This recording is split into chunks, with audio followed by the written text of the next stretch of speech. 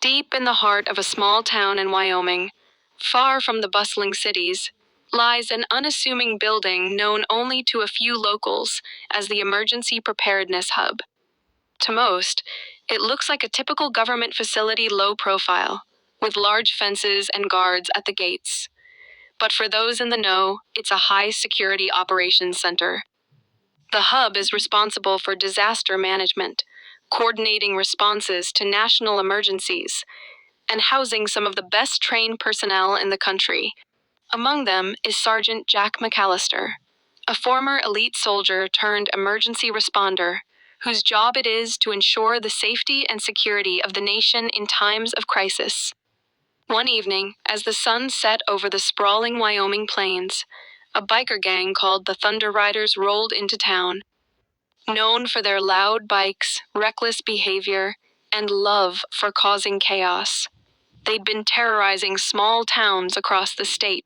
Led by a brash, tattooed biker named Hawk, they were drawn to the quiet, mysterious nature of the Emergency Preparedness Hub.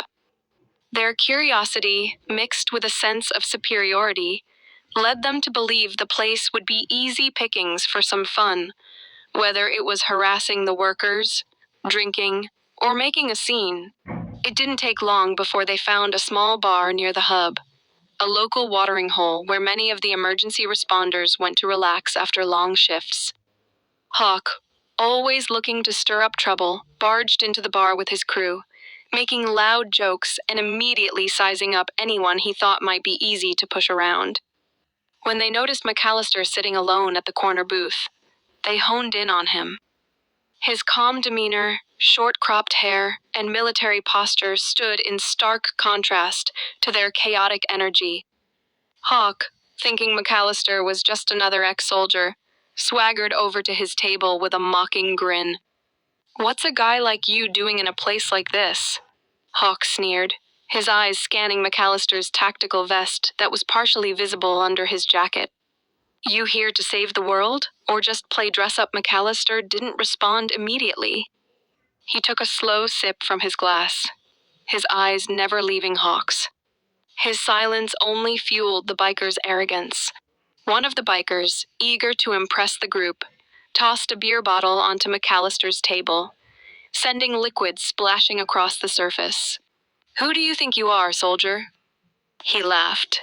Still calm, McAllister set his glass down and wiped his hand across the table. "You really want to test that?" he asked quietly, his voice a mix of cool professionalism and barely contained restraint. The bikers laughed, thinking they had intimidated him. But McAllister wasn't just any soldier. He had spent years in intense combat zones and disaster areas. He was trained not just for physical confrontations, but for diffusing situations before they escalated. Before Hawk or any of his crew could make another move, McAllister's hand shot out, fast and precise. In one swift motion, he disarmed the biker who'd tossed the bottle, twisting his arm in such a way that the man dropped the knife he'd pulled from his waistband. The bar fell silent. Hawk's grin faltered. The rest of the bikers looked at each other, unsure. McAllister was already on his feet, his body language silent but threatening, ready for whatever might come next. "You don't know who you're messing with," Hawk growled, stepping forward, his fist clenched. McAllister looked him dead in the eye. "You don't know who you're messing with either," he replied coolly. "This is my job. I don't get scared of bullies like you." The air was thick with tension. The bikers hesitated, realizing they weren't facing just another civilian or a weak target. They were staring down someone who had been trained to handle far worse situations than a few unruly bikers in a bar. Seeing their leader falter, the other bikers slowly backed down. Hawk, still angry but now reluctant, took a step back and nodded for his crew to follow. The bar, once filled with raucous laughter and bravado, was now quiet, save for the sound of the bikers retreating. As the gang left, McAllister took a deep breath, his body relaxing into the calm after the storm. He wasn't looking for a fight, But he wasn't going to let his brothers and sisters in arms be disrespected either. In a small town like this, he was more than just an emergency responder, he was a protector. Someone who had dedicated his life to ensuring that when disaster struck, the people were safe.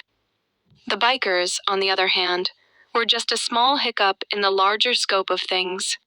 And as they roared off into the Wyoming night, McAllister couldn't help but feel a sense of calm wash over him. They had been a test, and he had passed. The Thunder Riders might have thought they were tough, but